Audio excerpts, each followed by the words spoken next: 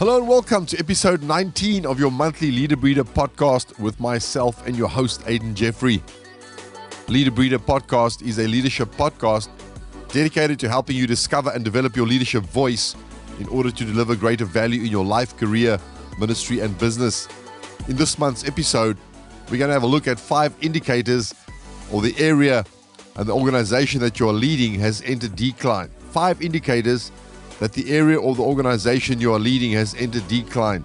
It's going to be an amazing episode this month, and really as we draw to the end of this year, 2023, I really just felt that I want to talk to us about how do you know if the area or the organization that you're leading has entered decline. Sometimes it's too late, sometimes you can become aware of it and you can do something about it.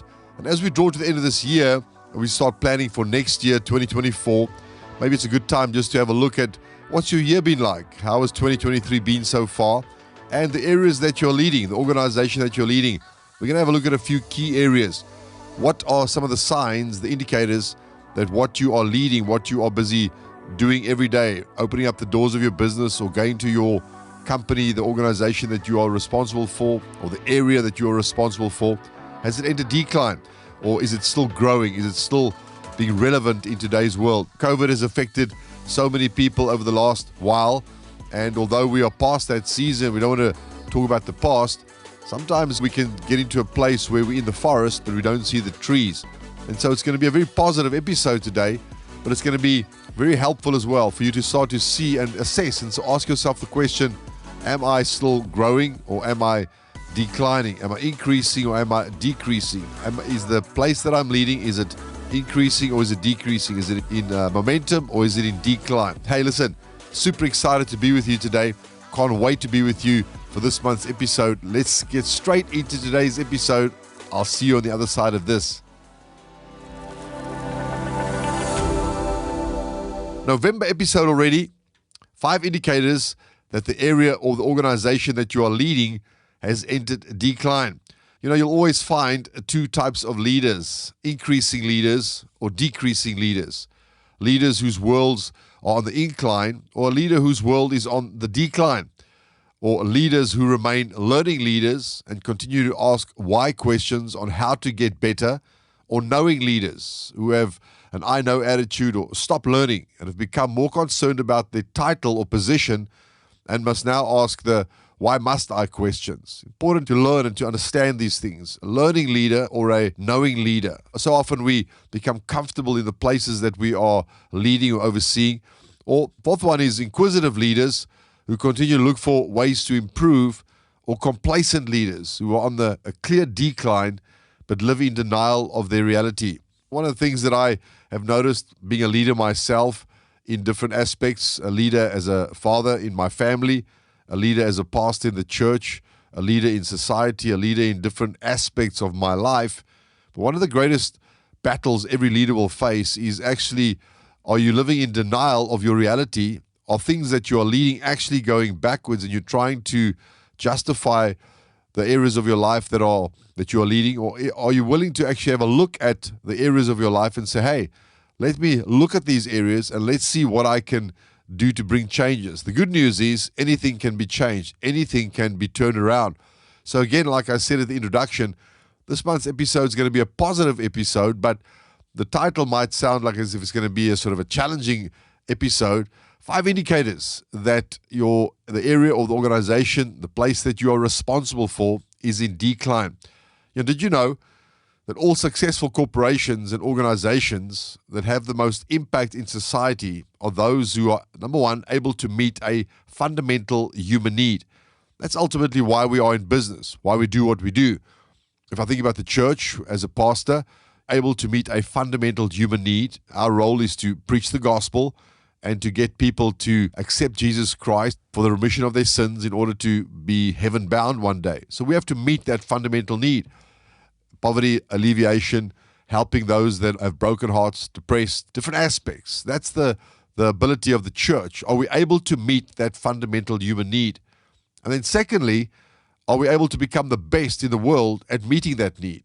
Organizations that are on the increase are those that constantly understand the ability to meet that fundamental human need, and secondly, they become the best in the world, or the best in their city, or the best in their country at meeting these needs. However, the ones that become obsolete, they stop meeting fundamental needs of the people, and now they focus on their own needs first, and they've stopped delivering excellence in what they do.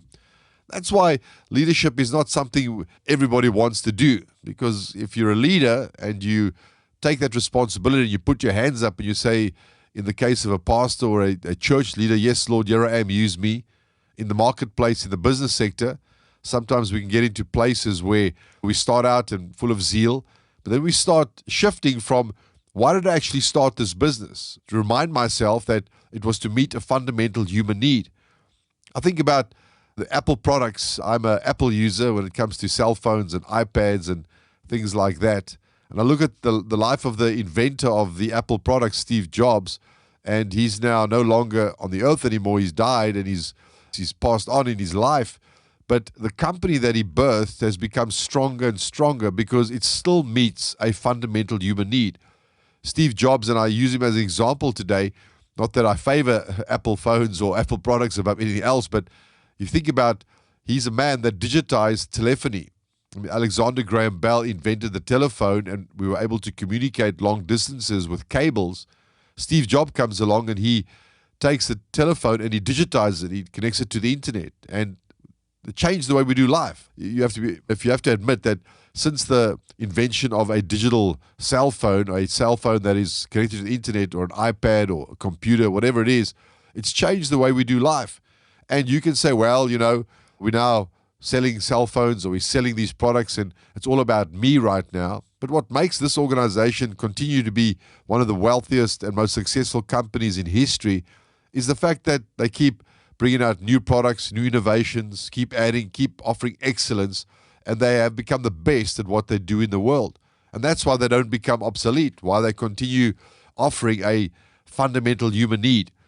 So question to you today in this episode, are you still inherently meeting the fundamental human needs within the organization or the area or the service that you deliver?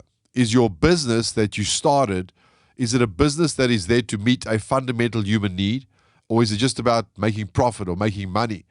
Because if you stop meeting fundamental human needs, we start to enter decline. It now becomes a chase for money, and we stop understanding why we did what we started to do and why we changed our dynamics, or we've changed our focus. And the good news is, like I said earlier, is that recovery is also within the organization's control. You can pull anything back. You can turn things around. You can make it successful again, or you can recover. You don't have to go into closure or into insolvency. You can get that business to turn around.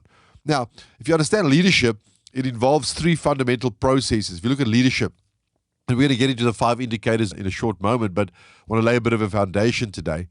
So leadership involves three fundamental processes. Ultimately, number one, taking chaos to order. So if you just have a look at, and if I use a biblical perspective again, Genesis chapter 1, in the beginning, God created the heavens and the earth.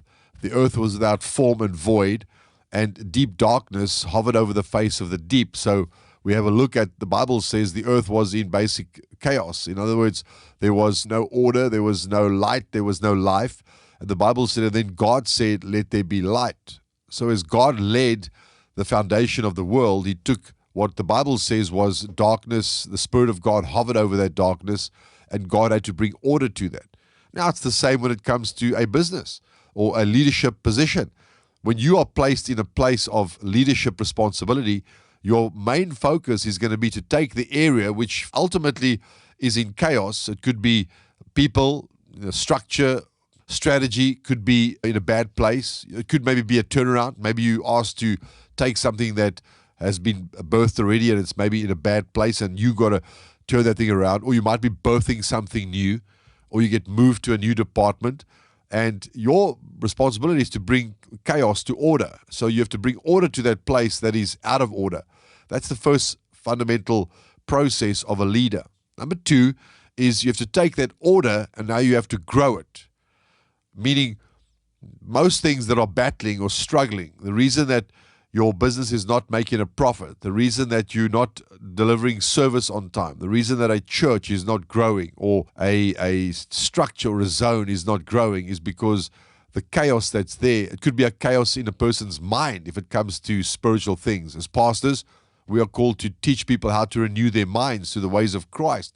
So chaos is not something that's physical chaos or it's violence or that kind of stuff, but it could just be something that's out of order.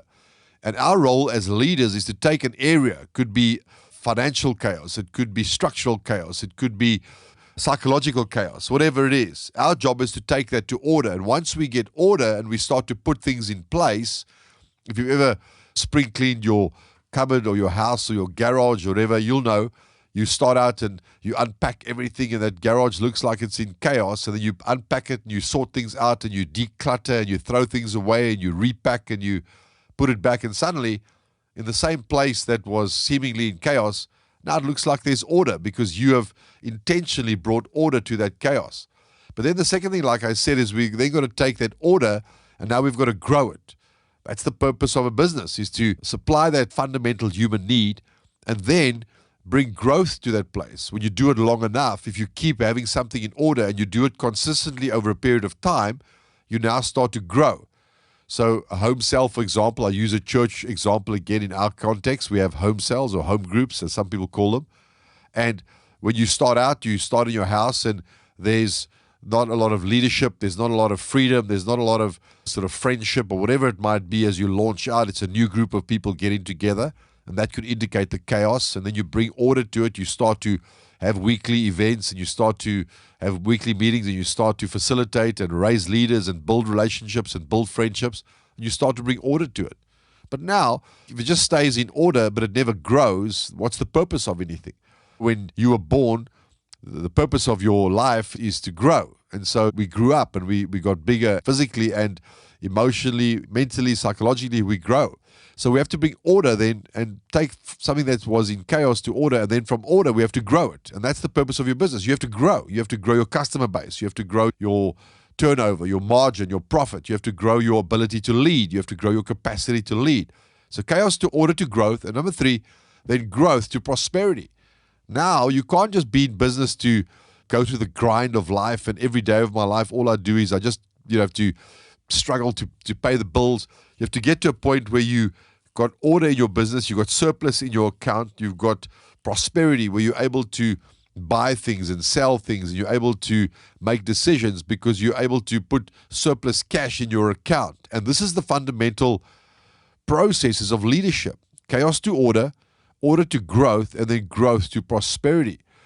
There's an old saying that says, don't mistake movement for progress. So sometimes we going through the motions of movement, but are we really progressing? Are we really seeing our business being able to go into profit? And I say to you today, if your business is not making a profit, it's because something is not in order. Something is not in the right sequence, or something is not in the right place or the right strategy. Because fundamentally, if you are satisfying a fundamental human need, and the people keep returning because they're satisfied with the need you're offering or the service you're offering, you have to grow.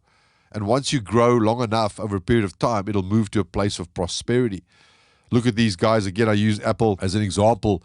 They make hundreds of millions of dollars profit a year because they take a product, they bring order to it, they then grow the market with sales, and then once they've got a tipping point, they keep selling the product. Everybody talks to their friends about it and says, what a great product. They then grow to a place of prosperity. And so it is in everything we do. Church, business, your career. You have to get to a point where you are getting bonuses, increases, promotions. Why? Because we are leaders, and leaders have these processes. So a lot of leaders are moving, but they're not all progressing. So we're doing things, we're going through the motions, but are we really progressing? Can we really look back and say, I've had a great year this year, and I can see there's excess money in my account, or there's new customers, or we've really had a good year, and I can actually feel the effect of that by the profit that's in my business, or the surplus that's in my church account, or whatever it might be. That makes you an effective leader. And again, I say to you, if you're not there, all of us go through battles, all of us go through losses at times, all of us go through setbacks, but you can't keep just living in setback. You have to get to a point where you start to overcome that, you bring order to the chaos, you then grow that place of order, and then you take that growth into prosperity over a consistent period of time. So effective leaders don't always come up with the right answers, but rather they focus on asking the right questions. So sometimes we're trying to find answers for our battles, but you don't have to have the answer for every battle. Are you asking the right questions? Are you asking, why is my business not making a profit? Why is my department running at a loss? Why am I always in HR department being threatened with my job because it seems like I'm not meeting the criteria of the organization, which that organization is there to meet a fundamental human need. And if you understand that process, then and you ask the right questions, you can then get the right answers, you can bring changes, and then you take the chaos, you bring it to order. Order to growth, and then growth to prosperity. So we have to ask the why questions. Why have we perhaps regressed? Why are we not seeing changes in why is our structure declining? Why is our church attendance declining? There's an answer to that question. There's something that's wrong. In the church example, it could be that the music is not up to scratch, or the kids' church is not up to scratch, or the volunteers are not well trained, or whatever. The people aren't having a good time when they come to church. It's the same in a restaurant. If you go eat out and you go to a place and it's bad, the service is bad, you wait long, the food is cold, the atmosphere is unpleasant, guess what? There's chaos in that structure of that management style or that leadership in that place, and therefore it's going to cost them decline, loss. They're going to go regress. They're going to go backwards. So we shouldn't have the answers to all the questions. We should ask, why are we going backwards? And then let's get help. I know a guy who's a great restaurateur. He's going to come and help us, and suddenly he brings 4 or 5 tweaks. Wow, I didn't know it was that simple or that possible. And I apply those tweaks. I read a book, I find information, I apply that information, and then suddenly that place that was in chaos now starts to get to a place of order. That place of order, I now do that consistently over a period of time, and I grow it. And once I get to a place of consistent growth, I now enter prosperity, where I now start to live in overflow or in favor or in surplus in that instance. So what can we learn from our past, and how can we bring changes? We have to ask different questions, not have all the answers. A president of a country doesn't have all the answers. He has advisors. In our case, in South Africa, we have premiers. In the United States, they have governors and they have senators and they have different leadership levels. And the president then consults with all of these different wise heads, and then he makes decisions based upon the advice he got from different people. And it's the same in business. We shouldn't have to have all the answers, financial answers, sales answers. We have to be able to ask the right questions. And that's what makes you a increasing leader, is your ability to ask different questions. When it comes to the current world we live in, I'm very outspoken on the principles or the changes or the impact of digitization. Digitization, what most people don't realize is that the world has been digitized, and COVID has sped that up because we were all stuck in our homes, and we all went to the internet. And look at the advent of Zoom, and Zoom wasn't a common practice in organizations or companies before COVID, and now today most companies I'll Teams, or I'll hop onto a Teams meeting, or I'll hop onto a Zoom meeting. And what is the impact of a world that is being digitized? As a South African, recently had the Rugby World Cup, and I don't know if you noticed, but one of the sponsors of the World Cup was Checkers 6060. Now, that is a retail organization. It's a grocery organization in our country, and they sponsored the digital delivery service of that company, sponsored our national rugby team. And what am I saying? I'm saying that a digital organization is making enough money in order to bring change. I recently read an article where the opposition to Checkers, and I won't mention the opposition's name, because it's not here to discuss them or to speak about any organization per se. But I looked at the organization of Checkers, in our case, that started a digital delivery system called Checkers 6060, and it's really taken off, and it's brought much profit, much growth, much prosperity to Checkers. And one of the opposition companies has recently paid off the CEO because they've had one of their worst years in the last X amount of years of their existence. That means they're in decline. Now, what is causing that once or profitable, prosperous organization to have to fire the CEO and change the new leadership is because the organization is in decline. However, how is it possible that the opposition has had one of the best years ever? Because they made changes. They are on the increase. They are on the ascendancy. So it boils down to leadership, understanding the times and the seasons, understanding the changes that have to take place. And that's why we have to continually ask ourselves, am I bringing order to the chaos? Am I able to take that order, work it long enough until it grows? And once it grows, am I able to grow it long enough until I enter prosperity? The fundamental processes of leadership. So let's have a look at these 5 indicators that the area of your responsibility or the organization that you are leading has entered decline. And number 1 is complacency, entitlement, or arrogance. So past accomplishments guarantee nothing about future success. So success or position is viewed as deserved instead of privileged or fortunate. So when you enter a place of, I'm entitled, you can't tell me I'm complacent. I've got to a place of comfort. I've got to a place of, I know all the answers. I've worked hard 10 years ago and I've achieved greatness. And now I get to a place where I'm unteachable. I've stopped being a learning leader. I'm now a knowing leader. You're not going to tell me anything new. You don't know who I am. I'm important. And be careful of that.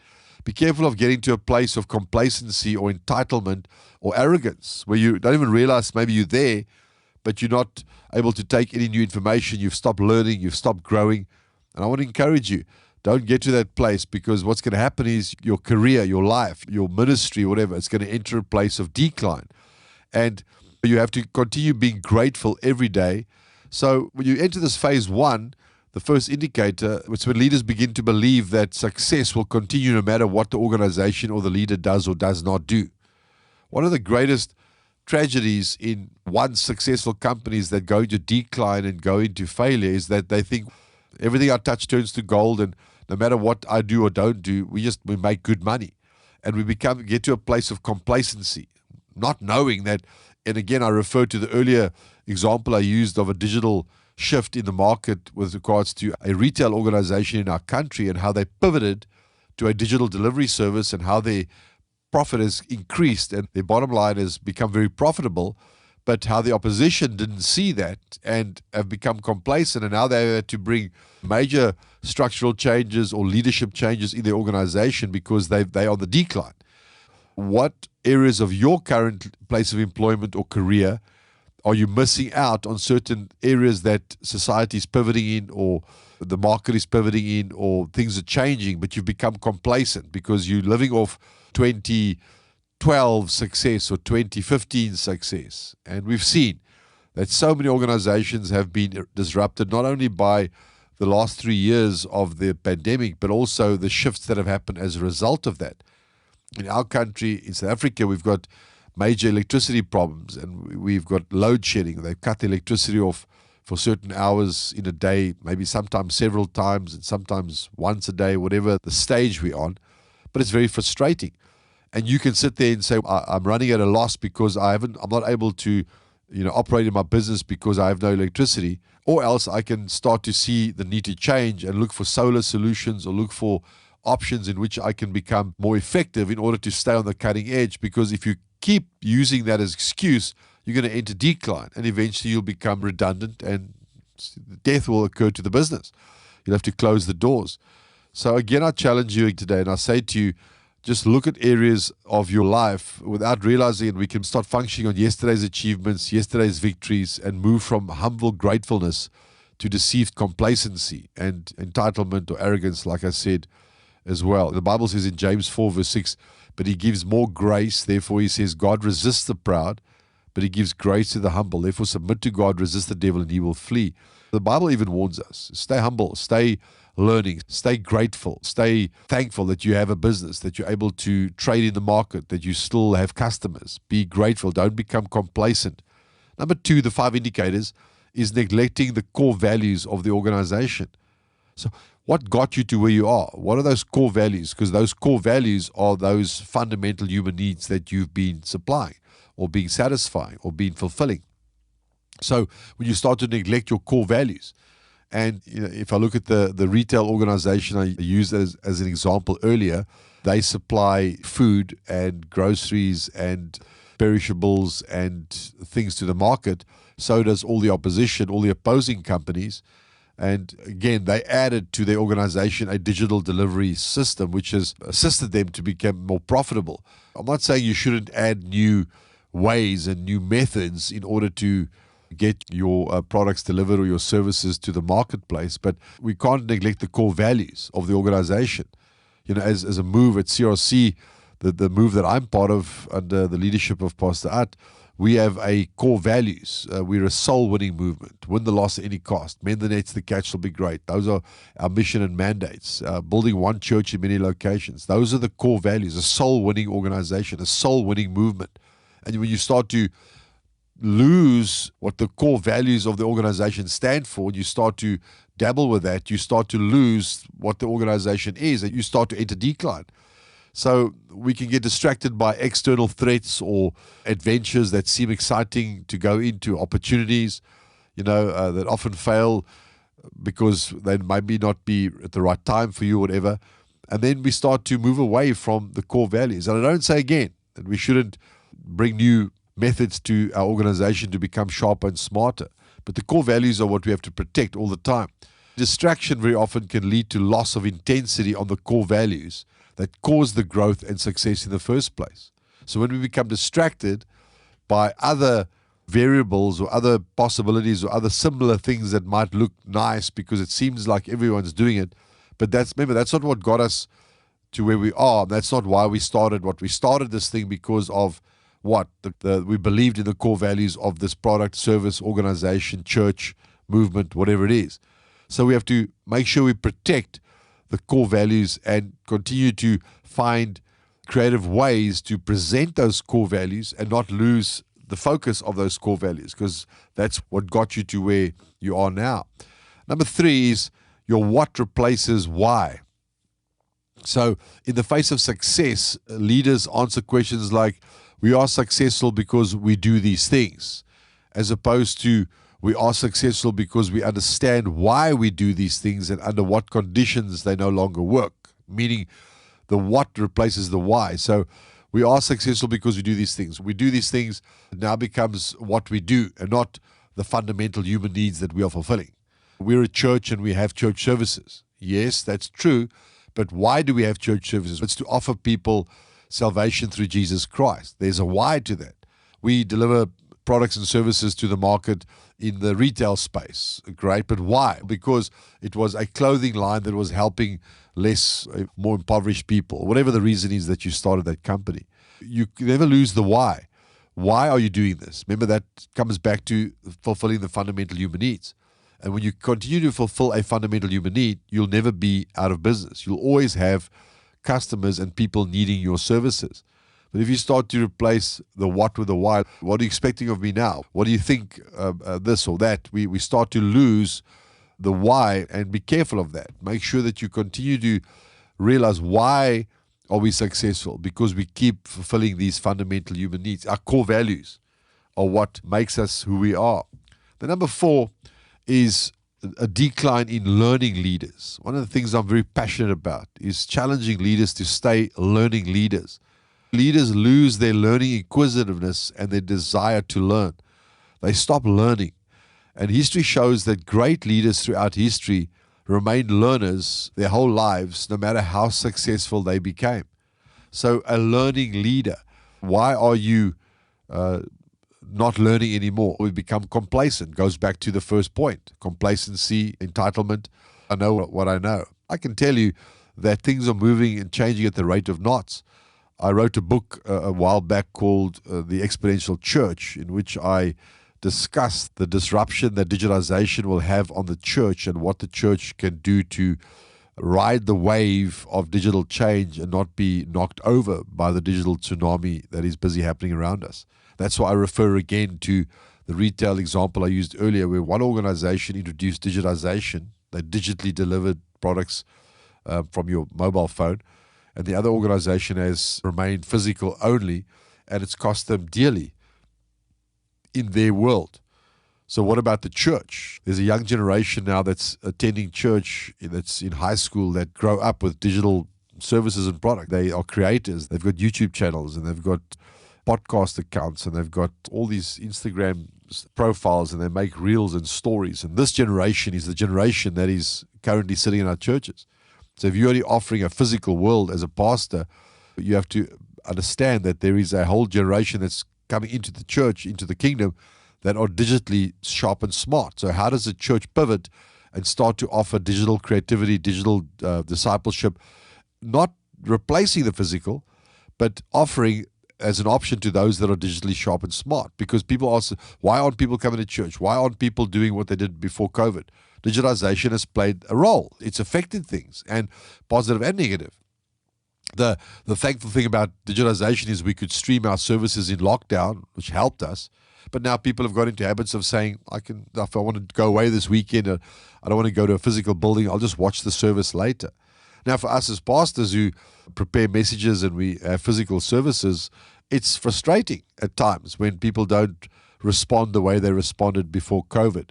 But at the same token, we have to accept the fact that digitally it's a new addition to the church, and we have to find different ways and means of using it to our advantage and not keep using the external factors of COVID or digitalization or whatever as an excuse for decline.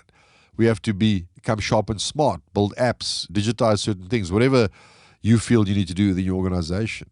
What about the industry you might be in? Is there a digital threat on the market on the horizon? I was speaking to an insurance broker recently, and I said to the person, I said, have you got the ability in your organization right now to offer a person a product and a service at 10 o'clock at night while they're lying in their beds scrolling on their mobile phones? I said, should they be able to click a button? Can they click a button? Go into your company's world, ask for a quotation. Maybe if they are currently your customer base, can they access their accounts? Can they change debit orders, blah, blah, blah? And sort of listened to me and said, no, not really. I said, well, guess what? There is an organization that is doing that, and they are disrupting your customer base because they're getting into your current customers' heads in their beds at night while they're scrolling their phones, and an ad pops up, and they click a button, and they go into this whole opposition company's world because they are digitally sharper and smarter than the physical world only. And I use that as an example again to say, is that going to cause decline? Definitely. If we don't understand the need to bring changes into our world. Look around you all the time. Everything is moving all the time. In South Africa, we don't have Amazon yet in our country. It's obviously one of the most successful companies in the world. But Amazon, if we have to order products in Amazon, we have to get them from outside America or the UK. They're not physically in South Africa yet. However, Amazon is now opening their doors in South Africa in February next year of 2024. So what does that mean? It's a digital organization that is now becoming a player in the market. So think about all the current digital players in the market. They're going to have to up their game because you're competing with the international behemoth, international giant, and it's going to start price wars. And now what about the guys in malls and shopping centers? How do you compete when these guys are offering products and services, same-day deliveries? It's a challenge that you have to overcome. Otherwise, you're going to enter decline. So we have to continually look at the threats around us and not be afraid of them, but stay a learning leader. Because if you stop learning, you're going to go into decline. And that's why they lose their inquisitiveness and they start to use excuses. And then finally, the fifth indicator is leaders start to get a superiority complex. They begin to presume that success is due to entirely the superior quality of the organization and the leaders in the organization. And yes, initially that is what it takes. It takes superior quality of an organization, excellence, and great leaders to get to a place of success. But we can never lose touch of that fundamental human need that we are actually offering as a service. In a church's case, it's the broken society out there. It's the broken hearts. It's the impoverished. It's those gripped in sin and the grips of life. And we have to offer that week in, week out excellently, have compassion on people, and same in the marketplace. We can never become superior, think we are better than anybody else, because I can guarantee you there's somebody sitting somewhere thinking up some new plan to enter the market in the same space you're in, and they are smaller, maybe they're more agile, they can, whatever it is, and they are pivoting all the time. I don't say that to put fear into anybody today, but I say that to say never get to a place where you think you've arrived and this is going to stay the same for the next 25 years. Now, things are moving and changing all the time. So what do great leaders do when it comes to staying on the cutting edge and staying an increasing leader? Number one is they seek growth in their own performance. They must become better in themselves. I'm an improving leader. I'm staying on the cutting edge. Number two, they grow in the impact. You want to keep making an impact, not just breathing oxygen and being in the market. You've got to impact that market. And number three is they seek growth in their creativity. They want to keep staying creative, sharp and smart, remaking themselves on a constant basis around those core values, not losing those core values.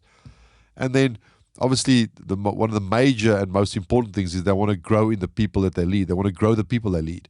So if you're not a leader who is raising leaders, you are on the decline. Because no organization can consistently grow faster than its ability to get enough of the right people to implement the growth and remain an impactful organization. Jesus himself said, the fields are white unto harvest, but the laborers are few. So an organization has to stay intentional to grow people that can continue to grow the organization.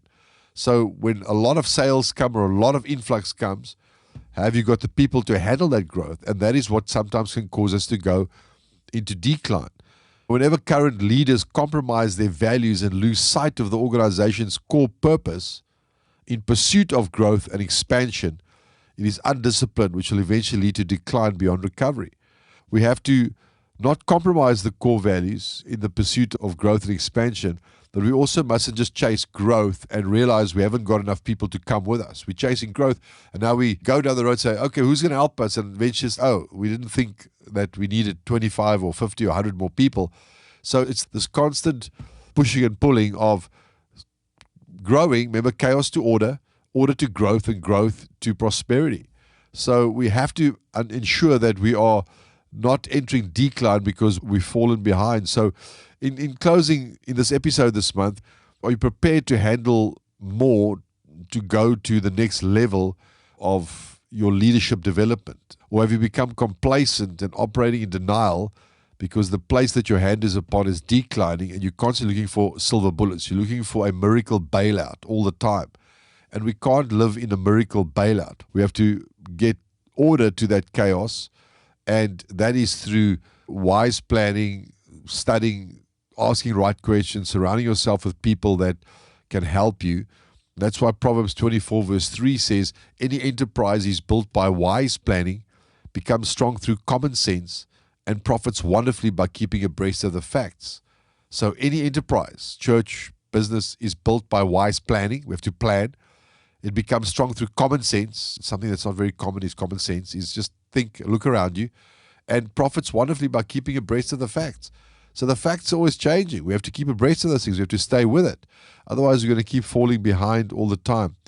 And Galatians 6 verse 4 says this, let everyone be sure that he is doing his very best, for then he will have the personal satisfaction of work well done and won't need to compare himself with someone else. Listen to that. Let everyone be sure that he is doing his very best, for then he will have the personal satisfaction of work well done and won't need to compare himself with someone else. Come on. You are an individual person. You are unique. You have a unique fingerprint. You are definitely made. You have a gift. You have a calling. But you have to stay on the cutting edge. You have to continue to sharpen your axe. You have to continue to stay a learning leader. Don't become a complacent leader. Don't become a person who forgets what got you to where you are, and now you are stagnating in that area. Remember the 5 indicators: complacency, entitlement, or arrogance. Number 2 is neglecting the core values of your organization. Number 3, your what replaces your why. Keep asking yourself, why am I doing this? And getting back to fulfilling that fundamental human need. Number 4, decline in learning leaders. We decline in learning. We stop being learning. We've stopped asking questions. We've stopped attending seminars. We've stopped reading books. We've stopped asking people that are ahead of us. We think we've arrived. And 5th, we've now hit a superiority complex. We've now the hubris of success. We become almost, without realizing it, arrogance in our ways because we are superior, because we are the market leaders. We're dominating.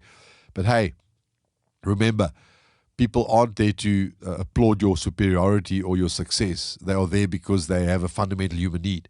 And are you meeting that fundamental human need? Yes or no? If not, go revisit your core values. Why did you start that company? Why are you in ministry? Why are you building that church? Why are you building that home cell? You said what? I'm going to lead people. I'm going to disciple people in their walk in Christ. That's your why. Go back to it and go revisit that place, and then get before the people and lead them in the marketplace. Why did you start that company? Well, I had a passion for this or that. Get that passion back. Get that core value back. And get to the place where you realize this is not just a grind and a burden and my company's not giving me enough leave and I'm not getting enough promotion. Hey, remember when you started out of that company?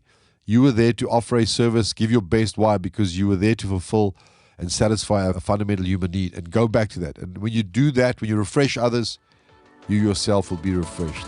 Listen, my friend, great to be with you this week or this month again on this Leader Breeder podcast. So grateful that you are always tuning in, and I'm so grateful for all the growth we've seen on the Leader Breeder platform this year again.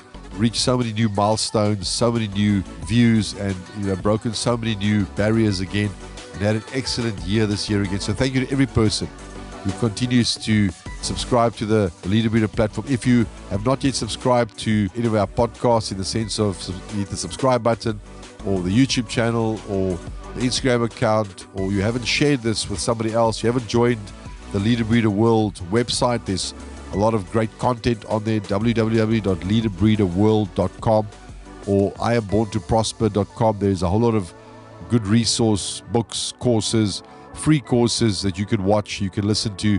A course that comes to mind is Discover Your Voice, how to discover your voice, how to develop your ability to become more effective in the marketplace, how to increase your value in life. And when you increase your value, increase your income, because your voice will result in an invoice, and an invoice is an inventory of your voice, and that will result in money into your account. And this is the circle that we live in, and we go through the circle of life. And as you increase your value, watch what's going to happen. Meet that fundamental human need. Stay on the cutting edge of why you're doing what you're doing. Love people, love God, and watch what's going to happen. God is going to take you into an exceptional last month of this year. So I just speak life over you this month. I speak God's wisdom, God's favor, God's increase, and I declare over you as well right now. You are going over and not under. You're going above and not beneath, because God is with you, God is for you. But come on, leader, stay on the cutting edge. You are called of God. You are chosen by God. Lead and don't quit on yourself. There are people waiting on the other side of your obedience. Have a great month. Share this podcast with people that you think might benefit from it or might need to hear this content today. It's free. Let's get out there and help people, and have an amazing month. I'll see you next month as we prepare for our last podcast of 2023. Come on. This is going to be a great month for you. See you next month, and see you soon. In Jesus' name, amen.